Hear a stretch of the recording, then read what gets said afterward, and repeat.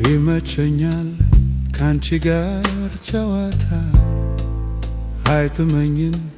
እጠላለው ዝምታ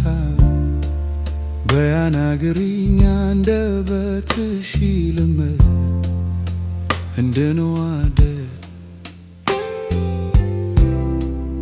አንደኛዬ የልቤ መድረሻ እንግዳዬ የፍቅሬ መነሻ አልተውሽም እኔ እነግርሻለሁ እወድሻለሁ ሚስጥሬን ነግሬ ካልወጣልኝ ማፍቀር ለብቻዬ ምን ሊረባይ ልናገረው እንቻይወት ካፈቀርኩሽ